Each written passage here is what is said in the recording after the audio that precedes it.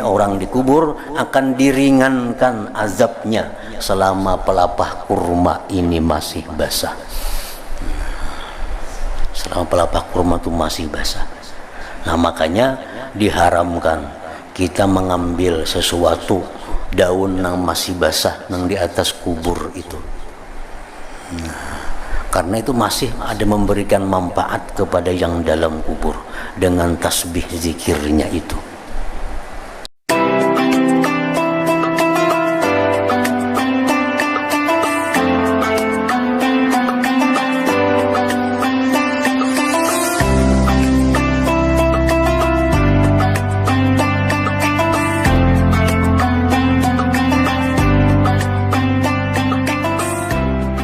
قال المصنف الإمام أبو حامد الغزالي رحمه الله نفعنا بعلومه الباب الثامن فيما عرف من أحوال الموتى بالمكاشفة في المنام اعلم أن أنوار البصائر المستفادة من كتاب الله تعالى وسنة رسوله صلى الله عليه وسلم ومن مناهج الاعتبار تعرفنا أحوال الموتى على الجملة وانقسامهم إلى سعداء وأشقياء ولكن حال زيد وعمر بعينه فلا ينكشف بذلك أصلا فإنا إن عولنا على إيمان زيد وعمر فلا ندري على ماذا مات وكيف ختم له وإن عولنا على صلاحه الظاهر فالتقوى محله القلب وهو غامض يخفى على صاحبه على صاحب التقوى فكيف على غيره فلا حكم لظاهر الصلاح دون التقوى الباطن قال الله تعالى إنما يتقبل الله من المتقين فلا يمكن معرفة حكم زيد وعمر إلا بمشاهدته ومشاهدة ما يجري عليه وإذا مات فقد تحول من عالم الملك والشهادة إلى عالم الغيب والملكوت فلا يرى بالعين الظاهرة وإنما يرى بعين أخرى خلقت تلك العين في قلب كل إنسان ولكن الإنسان جعل عليها غشاوة كثيفة من شهواته وأشغاله الدنيوية فصار لا يبصر بها ولا يتصور أن يبصر بها شيئا من عالم الملكوت ما لم تنكشف تلك الغشاوة عن عين قلبه إلى آخره. Makna perkataan Imam Al-Ghazali rahimahullah wa nafa'ana bi'ulumihi, bab yang ke-8 tentang zikrul maut, tentang sesuatu yang diketahui dari keadaan-keadaan orang yang meninggal dunia dengan mukasyafah dalam tidur. Artinya keadaan orang yang telah meninggal dunia itu bisa kita ketahui apakah dia min ahlil jannah atau dia min ahlin nar, apakah orang yang telah meninggal itu orang yang beruntung atau orang yang celaka. Itu bisa diketahui dalam mimpi dengan mukasyafah dalam tidurnya. Ketahuilah bahwa nur basirah mata hati, cahaya mata hati yang diperoleh dari kitabullah dan sunnah Rasulullah sallallahu alaihi wasallam dan dari jalan-jalan i'tibar, itu dapat memberitahukan kepada kita akan keadaan-keadaan orang yang meninggal dunia secara jumlah, secara umum, dan terbaginya mereka kepada orang-orang yang beruntung dan orang-orang yang celaka. Maksudnya di dalam Al-Quran dijelaskan bahwa manusia ini terbagi kepada dua. Dijelaskan paminhum syaqiyyu wa sa'id. Sebagian manusia itu ada yang masuk neraka celaka, wa sa'id, dan sebagian lagi yang beruntung masuk surga. Ada lagi Allah berfirman, fariqum bil jannah wa fariqum bis sa'ir. Orang yang meninggal dunia itu satu kelompok ada dalam surga, satu kelompok ada di dalam sa'ir, di dalam neraka. Nah, ini secara jumlah. Artinya kada dijelaskan orang per orang. Si Fulan bin Fulan ke surga, Fulan bin Fulan ke neraka, Fulan bin Fulan ke surga, Fulan bin Fulan ke neraka. Nah, Allah, Rasulullah tidak menjelaskan itu. Cuma yang jelas secara umum dalam Quran, dalam hadis dijelaskan bahwa orang yang meninggal dunia itu bisa dia masuk ke surga dan sebagiannya ada yang masuk ke neraka. Tetapi keadaan Zaid dan Ammar dirinya sendiri tidak terbuka sama sekali. Kayak apa kawan kita yang meninggal itu keadaannya, nangarannya Zaid, nah itu kita kada tahu sama sekali. Apakah ini termasuk golongan yang fil jannah atau fis sa'ir, surga atau neraka. Bagaimana keadaan saudara kita Ammar yang telah meninggal dunia itu, apakah dia ke surga atau ke neraka? Nah, itu tidak terbuka sama sekali. Kadakawa kita mengetahui itu. Yang jelas Al-Quran pun hanya menjelaskan secara umum bahwa manusia yang telah meninggal itu ada yang ke surga, ada yang ke neraka. Kalau untuk memutuskan orang per orang, nah itu tidak terbuka sama sekali.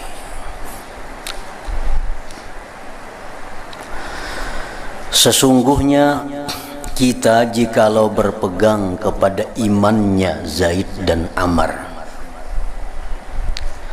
maka kita tidak tahu atas apa ia meninggal dunia dan bagaimana diakhiri baginya. Kalau misalnya kita mengambil pedoman dengan iman, wah Zaid itu ke surga mati, ini orang beriman. Nah, si Ammar itu ini ke surga, ini orang beriman. Nah, itu kada bisa diulah pedoman karena kita kada tahu akhir hidupnya itu iman atau kada. Maka yang diiktibar, yang dipandang itu akhir hayat. Nah, bila akhir hayat itu beriman, maka dia jadi orang beriman. Akhir hayat itu dia kafir, maka dia kafir. Sedangkan kita hanya tahu selama ini hidup dalam dunia, ini beriman kepada Allah, beriman kepada Rasul. Nah, itu kadakawa kita ulah keyakinan untuk memutuskan bahwa dia itu matinya ke surga, kadakawa. Karena kita kada tahu persis waktu inya dalam akhir hayatnya itu beriman atau kada. Nah. Dan kalau kita berpegang kepada kebaikannya yang zahir, misal si Zaid itu orangnya penyembahyang, orangnya penuntut ilmu, orangnya ibadah, orangnya baik kelakuannya, lalu dia matinya ke surga. Nah, itu pun kita kada bisa memutuskan demikian.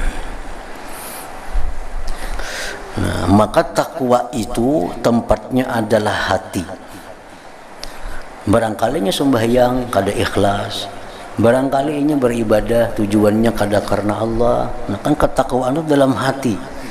Jadi kita kada bisa memutuskan dengan satu keputusan bahwa orang itu matinya pasti ke surga karena ini ahli ibadat, kada bisa juga. Karena ketakwaan itu andaknya letaknya di dalam hati, dan itu sangat samar, tersembunyi. atas pemilik takwa. Orang yang takwa sendiri samar apakah dia tergolong orang takwa atau bukan orang takwa. Nah, maka bagaimana atas selainnya? Apalagi yang lain orangnya sendiri pun kada kawa mengetahui apakah ini takwa atau kada takwa. Maka tidak ada hukum bagi kebaikan secara zahir tanpa takwa yang batin. Penyembahyang, pak ibadah zahir tapi batinnya kada takwa, itu kada ada artinya. Orang munafik inya sembahyang, inya berzakat, inya umpat berjihad lawan Rasulullah, inya munafik. Nah, itu kada ada kebaikan sama sekali. Jadi yang zahir ini kada bisa diulah pedoman untuk memastikan, karena ketakwaan itu letaknya di dalam hati. Rasulullah bersabda, at-taqwa hahuna. Beliau menunjuk ke hati. Jadi Nabi, takwa itu letaknya di sini, mengisyarat ke dada sebelah kiri sini. Nah, jadi takwa itu di hati andaknya. Allah Ta'ala berfirman, innama yataqabbalullah minal muttaqin. Artinya sesungguhnya Allah hanya menerima dari orang-orang yang bertakwa. Nah, walaupun dia sembahyang, kalau hatinya kada takwa, kada diterima Allah. Walaupun dia umpat berjihad di sabilillah, gugur sebagai syuhada dalam sabilillah, tapi hatinya kada takwa, kada diterima oleh Allah. Innama yataqabbalullah minal muttaqin. Hanya saja Allah itu menerima ibadah orang-orang yang bertakwa.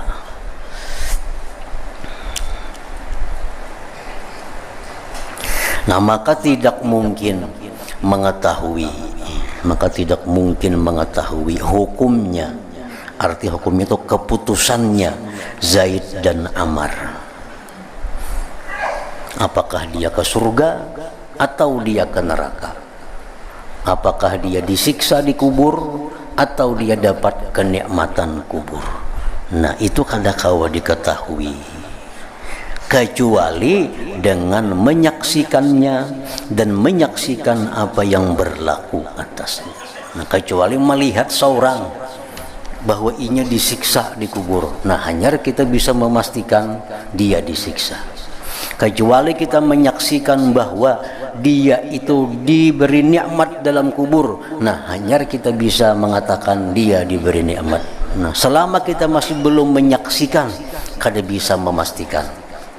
Kalau hanya bersandar kepada inya orang beriman, inya orang ahli ibadah, itu kada bisa dijadikan alat bukti untuk memastikan dia ahli surga atau ahli neraka. Itu misal kita membuka kuburnya, nah kalau kita melihat ada api, nah iya kita memastikan bahwa inya disiksa di kubur. Nah, kenapa? Karena ini misalnya. Dan itu banyak kejadian-kejadian di zaman dahulu. Ada orang yang tangannya terbakar, hangus. Kenapa hangus? Nah, karena ini begitu menguburkan saudaranya, tuntung menguburkan saudaranya ini, balik ke rumah, keingatan duit tadi ada tergugur dalam kubur. Nah, duit di kantongnya rupanya tergugur dalam kubur. Nah, lalu nak mengambil duit itu. Nah, begitu dibukanya kubur tadi, nak mengambil duit tuh, mau terbakar tangannya sampai beberapa bulan masih hitam, masih hangus tangannya. Nah, ini hanya menyaksikan sendiri, bisa memastikan bahwa itu orang dikubur diazab. Nah, kalau kadang jam itu kita kada kawa memastikan, oh ini ahli kubur dapat nikmat karena dia ahli ibadah, kada kawa. Oh ini orang dikubur dapat azab karena dia banyak maksiat, kada kawa kita memastikan itu. Kecuali kita buka kuburnya melihat ada api, nah ayuha itu diazab.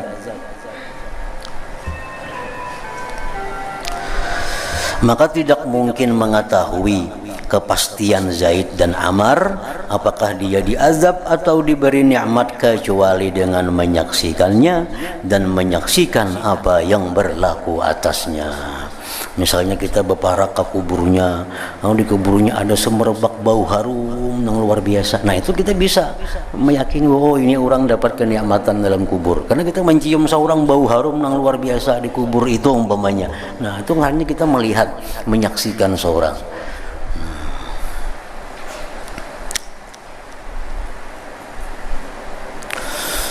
Dan apabila seseorang meninggal dunia, maka ia berpindah dari alam mulki dan syahadah, dari alam dunia, dari alam panca indera ke alam al-ghaib dan malakut. Nah, alam barzakh itu bagian dari alam malakut. Jadi si jenazah mayit itu begitu kita letakkan di kubur, sudah kita timbuni lawan tanah rapi, nah itu sudah pindah dari alam dunia ke alam barzakh. Alam barzakh itu bagian dari alam malakut ngarannya. Maka ia yang meninggal dunia itu berpindah dari alamul mulki dan syahadah ke alamul gaib dan malakut. Maka ia tidak dapat dilihat, tidak dapat dilihat dengan mata yang zahir, tidak dapat didengar dengan telinga yang zahir, dan hanya saja ia dapat dilihat dengan mata yang lain, dengan telinga yang lain, yang mata itu diciptakan dalam hati setiap hati manusia. Setiap manusia itu mempunyai mata hati. Nah, mata hati itu yang bisa melihat alam malakut. Mata hati itu yang bisa mengetahui alam barzakh itu. Tetapi manusia menjadikan atas mata hati itu tutup yang tebal dari nafsu syahwatnya dan kesibukan-kesibukan duniawi. Nah, oleh karena mata hati ini ditutupi dengan nafsu syahwat, kesibukan-kesibukan duniawi, sehingga mata hati itu tertutup. Maka jadilah ia tidak dapat melihat dengannya, dan tidak terupa bahwa ia dapat melihat dengannya sesuatu dari alam malakut selama tutup itu tidak tersingkap dari mata hatinya. Makanya kekanakan, misalnya kekanakan yang belum balik, nah halus tuh, ini bisa melihat sesuatu yang kita kada melihat, karena mata hatinya masih bersih. Nah, mata hatinya masih kada tertutupi dengan dosa-dosa, dengan keinginan-keinginan duniawi. Kekanakan ini bisa melihat apa yang kita kada lihat, karena mata hatinya masih tajam. Padahal setiap manusia diberi Allah mata hati itu. Cuma kita ini karena kada dirawat, mata hati kita ini kebanyakan melihat hal-hal yang zahir duniawi, tertutup. Nah, kada melihat lagi alam malakut itu.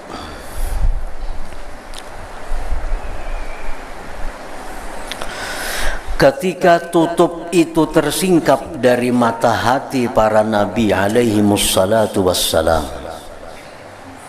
maka pasti mereka para nabi melihat kepada alam malakut dan menyaksikan keajaibannya. Nah, para nabi, para aulia Allah yang mana tersingkap tutupan dari mata hati mereka bisa melihat alam malakut itu.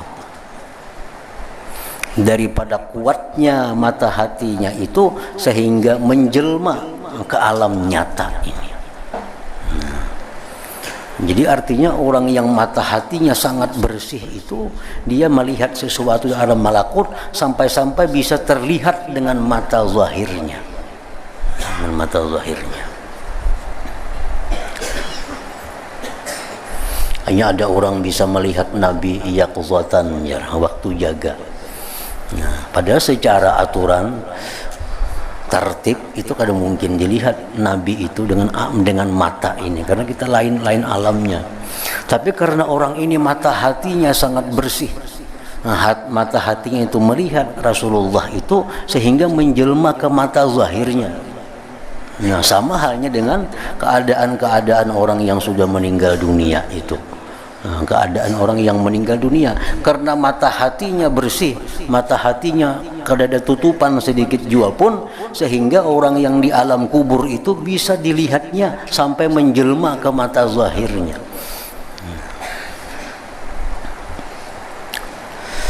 Maka pasti mereka itu para nabi, para wali melihat kepada alam malakut dan menyaksikan keajaiban-keajaibannya itu. Dan orang-orang yang meninggal dunia itu berada dalam alam malakut, maka mereka menyaksikan, mereka para nabi tadi, para wali itu bisa menyaksikan mereka yang meninggal dunia itu, dan mereka diberitahu. Karena itulah Rasulullah sallallahu alaihi wasallam melihat himpitan kubur bagi Sa'ad bin Mu'adz dan bagi Zainab putri beliau. Dan begitu pula keadaan Abi Jabir ketika ia mati syahid, karena beliau diberitahu bahwa Allah mendudukkannya di hadapannya Allah yang tidak ada pendinding antara keduanya. Seperti hadis yang masyhur. Dari hadis ini banyak diambil faidah. Abu Hurairah radhiyallahu anhu berkata, kami berjalan bersama Rasulullah sallallahu alaihi wasallam di Madinah. Lalu kami liwat, ujar Abu Hurairah nih, kami liwat ada dua kubur. Lalu Nabi kita berdiri di samping dua kubur itu. Kami pun berdiri di sekeliling Nabi. Tiba-tiba ujar Abu Hurairah, wajah Nabi itu berubah dan bergetar. Kelihatan getarannya dari lengan baju beliau. Kami bertanya, wahai Rasulullah, ada apa dengan engkau? Nah, Rasulullah menjawab, apakah kalian mendengar apa yang aku dengar? Sahabat berkata, apa itu wahai Rasulullah? Rasulullah menjawab, hadzani rajulani yu'azzabani fi kuburihima adzaban syadidan. Ujar Nabi, dua kubur di hadapan kita ini, ini sedang disiksa kedua-duanya dengan azab yang bersangatan. Fi dzambin hayyinin, pada dosa yang sebenarnya inting. Inting itu artinya bukan inting dosanya, inting dijauhi. Nah, mudah menjauhinya, kada terlalu sulit. Artinya setiap orang tuh awalnya menjauhi dosa itu. Nah, ini orang disiksa kedua-duanya ini karena dia melakukan satu dosa yang mudah. Nah, mudah. Sahabat berkata, apa itu dosa wahai Rasulullah? Nah, yang satu ini jar Nabi, dia disiksa di kubur dengan siksa yang pedih karena dia ini tidak hati-hati buang air kecil. Nah, kada hati-hati bakamih mana aja.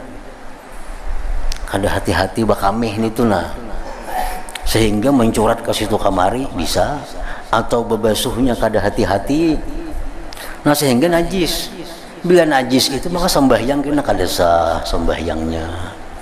Akibat, nah padahal itu sebenarnya mudah aja dijauhi, mudah aja dilaksanakan. Kayak apa supaya bakamih itu jangan demikian. Nah cuma karena ini kada hati-hati, ya akibat ini sekarang dia disiksa. Nang satunya lagi jar Nabi, yang satunya lagi itu yu'zin nas bilisanihi wa yamshi bainahum bin namimah.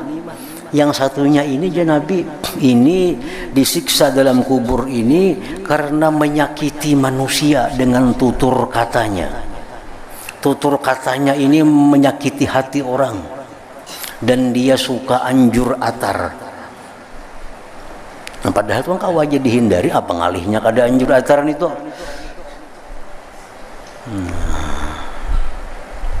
Nah ini sahabat yang di sekeliling Nabi kada mendengar, kada melihat bahwa dua kubur yang di hadapan mereka ini sedang mengalami siksa yang bersangatan. Tapi Nabi karena ketajaman mata hati beliau bersih dari tutupan, dari hijab, sehingga mata hati itu yang melihat.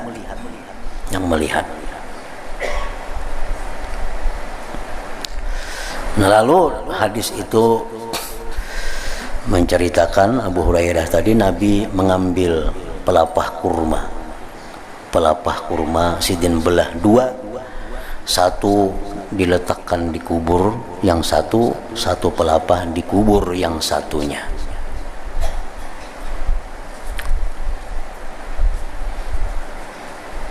Sahabat bertanya, apa gunanya wahai Rasulullah pelapah kurma itu diletakkan di atas kubur?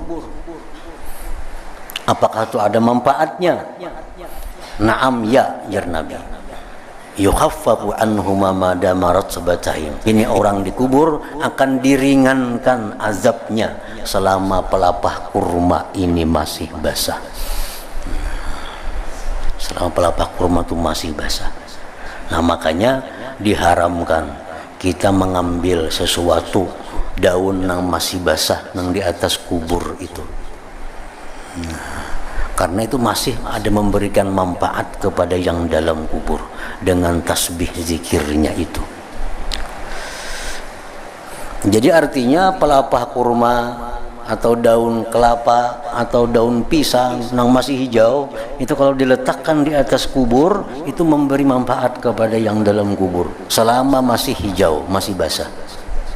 Kalau dalam kubur ini dapat azab, itu mengurangi, meringankan azabnya. Kalau dapat nikmat, tambah dapat nikmat. Nah apalagi manusia membaca Quran di atas kubur bayikungan makin nyai lagi.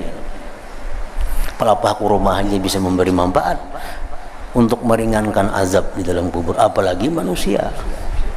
Membaca Yasin di atas kubur, membaca Quran, membaca zikir, membaca salawat. Nah oleh karena itu para ulama kita ahlu sunnah wal jamaah ini mengatakan kalau kita membaca Quran di atas kubur atau membaca zikir, membaca salawat, kada perlu berdoa sampai sudah ke dalam kubur itu, kada perlu berdoa-doaan. Pelapah kurma aja sampai, berdoa lainnya kada. Nah kecuali di rumah. Nah kalau di rumah kita baca Yasin, nah tuh tuntung baca Yasin hanya kita ya Allah sampaikan pahalanya kepada Fulan bin Fulan. Kalau dia kuburnya kada perlu berdoa pun sudah sampai rahmatnya kepada yang di dalam kubur tadi.